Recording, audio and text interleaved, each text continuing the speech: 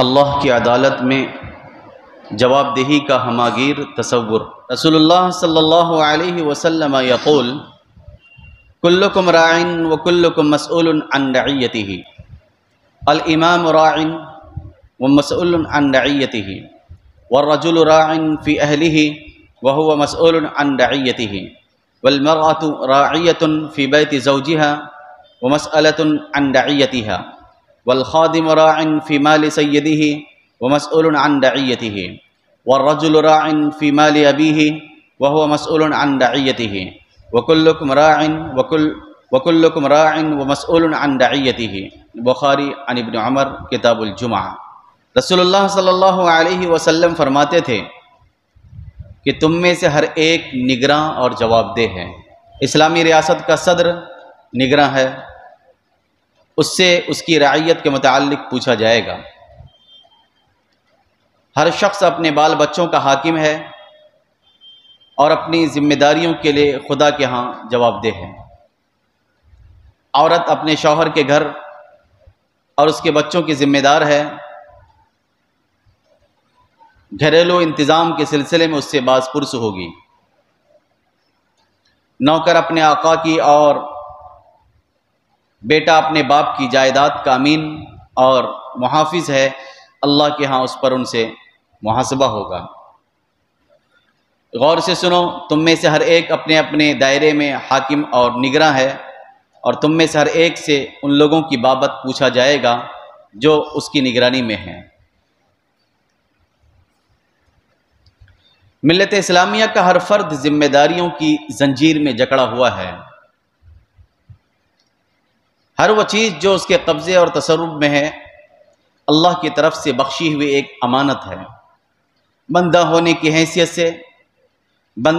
حیثیت سے وہ اس بات کا پابند ہے کہ اللہ تبارک و تعالیٰ کی سپرد کردہ امانتوں میں خیانت نہ کرے، بلکہ احتیاط کے ساتھ ان کی نگرانی اور حفاظت میں کوئی دقیقہ اٹھا کر نہ رکھے، کیونکہ مرنے کے بعد اللہ کی عدالت میں اس سے ہر اس نعمت اور صلاحیت اور طاقت پر بے لاگ باز پرس ہوگی جس کا وہ نگراں اور امین تھا۔ مسلم کی حیثیت سے انسان اپنے دائرے کار قوت اور صلاحیت میں آزاد اور خود مختار نہیں ہے، بلکہ وہ دنیا میں ہر اس چیز کا امین اور نگراں ہے جو اس کے قبضے میں ہے۔ مرنے کے بعد اللہ تبارک و تعالیٰ کی عدالت میں اس کی ذمہ داری اور نگرانی کا پورا ریکارڈ احتساب کی زد میں آئے گا۔ اسلامی ریاست کے صدر کو صراحت کے ساتھ اور اسلامی حکومت کی انتظامیہ اور عدلیہ کے ہر چھوٹے بڑے حاکم اور عہدیدار کو ضمناً انتباہ کیا جا رہا ہے کہ تم جس منصب پر فائز ہو اور جس شعبے کے انچارج ہو، دیانت داری اور خدا ترسی کے ساتھ اس سے عہدہ برآ ہونے کی کوشش کرو۔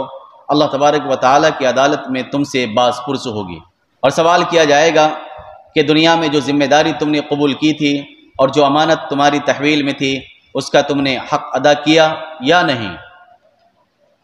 یہ حدیث بڑی جامع ہے، اس کے ایک ایک فقرے میں معانی اور مطالب کا جہاں پوشیدہ ہے۔